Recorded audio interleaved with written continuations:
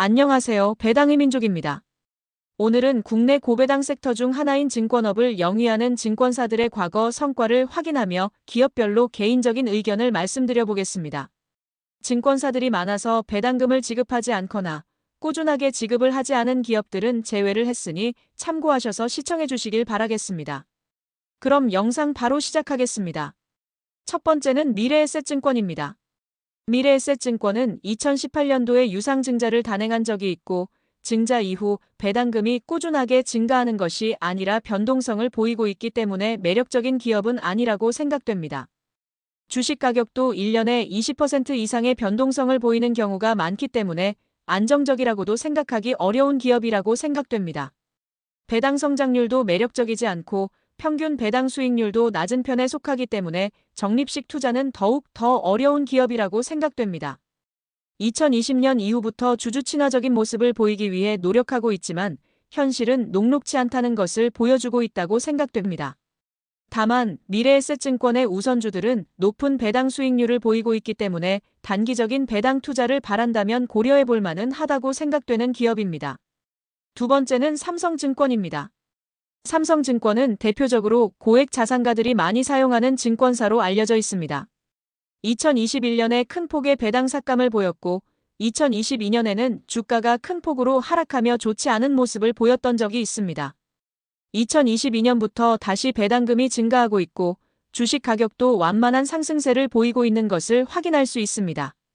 평균 배당 성장률도 높은 편이고 배당 수익률도 준수한 모습을 보이고 있다고 생각됩니다. 다만 한 가지 아쉬운 점은 2017년 이후 자사주 매입을 중단하고 현금 배당만 하고 있다는 부분은 아쉬운 점이라고 할 수 있습니다. 세 번째는 키움증권입니다. 키움증권은 삼성증권과 반대로 대표적으로 개인 투자자들이 많은 증권사로 알려져 있습니다. 2021년과 2022년에는 2년 연속 주식 가격이 하락을 보이며 좋지 않은 모습을 보였었습니다.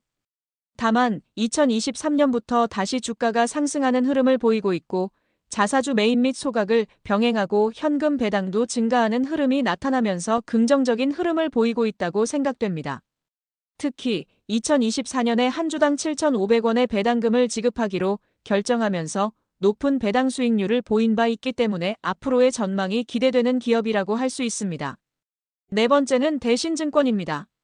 대신증권은 증권사 중에서도 높은 배당 수익률을 보이는 것으로 유명한 기업입니다.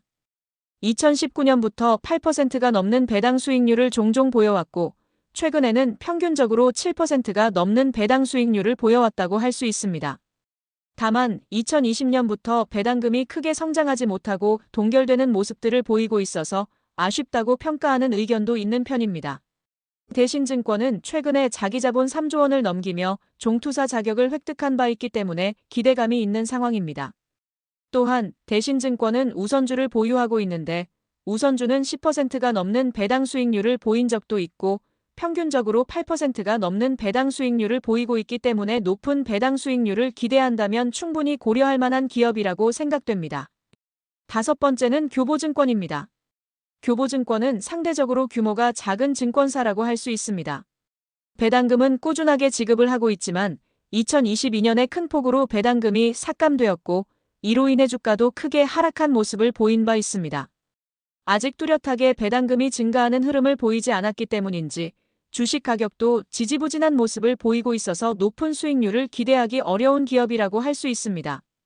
평균 배당 수익률은 매력적이지만 주식 가격 하락으로 인한 배당 수익률 상승이기 때문에 당분간은 투자를 하지 않는 편이 좋다고 생각됩니다. 여섯 번째는 신영증권입니다. 신영증권은 1년에 한 번 결산 배당금을 지급하고 있지만 다른 증권사들과는 다르게 3월 31일을 기준으로 7월에 배당금을 지급하는 기업입니다. 상대적으로 유명하지 않은 배당주라고 생각되지만 주가 변동성도 낮은 편이고 배당금도 꾸준하게 지급을 하고 있고 점진적으로 배당금이 증가하는 모습을 보이고 있어서 매력적인 기업이라고 생각됩니다. 평균적인 배당 수익률도 6%에 근접한 모습이고 최근에는 6%가 넘는 배당 수익률을 보이면서 주식 가격도 상승하는 모습을 보여왔기 때문에 안정적인 수익률을 얻을 수 있는 기업이라고 생각됩니다. 배당 성향도 안정적으로 지급이 되고 있지만 개인적으로 안정성이 높은 것이지 성장성이 높은 것은 아니라고 판단되기 때문에 안정성을 바라보고 투자를 한다면 좋은 결과가 있을 것으로 예상되는 기업입니다. 7번째는 부국증권입니다. 부국증권도 신영증권과 마찬가지로 상대적으로 유명하지 않은 배당주라고 할 수 있습니다. 배당금이 꾸준하게 지급은 되고 있으나 오랜 기간 동결되는 모습들을 보여왔기 때문에 성장보다는 안정성에 초점을 두고 투자를 하는 것이 맞다고 생각되는 기업입니다. 안정적으로 배당금을 지급하면서 평균적으로 6%에 가까운 배당 수익률을 보이고 있기 때문에 적립식 투자가 가능한 기업이라고 생각하고 있습니다.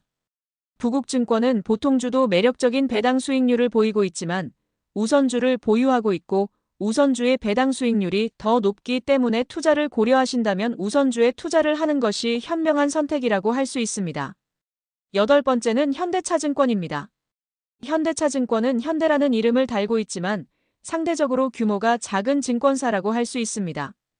2017년부터 2021년까지는 배당금도 증가하는 모습을 보이면서 주식 가격도 상승하는 추세를 보였다고 할 수 있습니다. 다만 2022년부터 배당금이 삭감되고 있고 이에 따라 주식 가격도 하락하는 추세를 보이고 있어서 매력적인 기업은 아니라고 생각됩니다. 2024년 연말에는 기존 발행 주식수의 95% 정도에 해당하는 유상증자를 발표하여 비판의 목소리가 나온 바 있습니다. 미래 성장 동력 확보와 재무 건전성 강화를 위한 발표였다고 밝히고 있으며 중장기적인 기업 가치 제고를 발표하며 비판의 목소리를 잠재우고 있다고 할 수 있습니다. 오랜 기간 투자를 해오신 분들은 좋지 않은 수익률을 보이고 계시겠지만 신규 진입을 고려하신다면 매력적인 모습을 보이고 있다고 생각되니 참고를 해보시길 바라겠습니다. 9번째는 한양증권입니다. 한양증권은 상대적으로 규모가 작고 유명하지 않은 배당주라고 할 수 있습니다. 상대적으로 알려지지 않은 배당주이지만 꾸준하게 배당금이 지급되고 있고 점진적으로 상향되는 모습을 보이고 있기 때문에 매력적인 기업이라고 할 수 있습니다.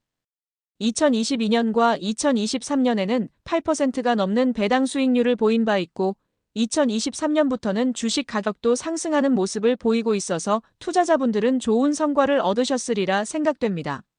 한양증권은 우선주를 보유하고 있는데 우선주의 주가가 보통주에 비해 높게 형성되어 있어서 배당 수익률은 더 낮은 모습을 보이고 있습니다. 한양증권은 안정적이면서 높은 배당 수익률이 기대되기 때문에 매력적이라고 생각은 되지만 사모펀드인 KCGI의 인수 가능성이 높아지면서 변동성을 보일 수 있기 때문에 당분간은 투자를 하지 않는 편이 좋다고 생각되는 기업입니다. 10번째는 NH투자증권입니다.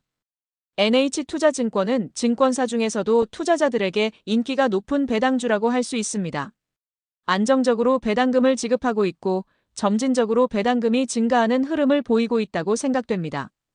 2020년부터 평균적으로 6%가 넘는 배당 수익률을 보이고 있고 우선주는 8%에 가까운 배당 수익률을 보이고 있다고 할 수 있습니다. 오랜 기간 주식 가격이 횡보하는 모습을 보이고 있어서 장기적으로 우상향하는 흐름을 기대하기는 어렵지만 박스권 매매로 대응이 가능하고 배당금 수령을 목적으로 적립식 투자도 가능한 기업이라고 생각됩니다. 보통주와 우선주가 비슷한 흐름을 보일 것이라고 생각했는데 화면 속 자료를 보시다시피 생각보다 수익률이 큰 차이를 보이는 것을 확인할 수 있으니 참고하셔서 투자를 결정해 보시길 바라겠습니다. 마지막은 유안타증권과 LS증권입니다. 배당금을 꾸준하게 지급하는 기업도 아니고 안정적으로 지급하는 기업이 아니다 보니 매력적인 기업은 아니라고 생각됩니다. 다만 유안타증권과 LS증권은 최근 들어 주주 친화적인 모습을 보이기 위해 노력하고 있다고 생각됩니다.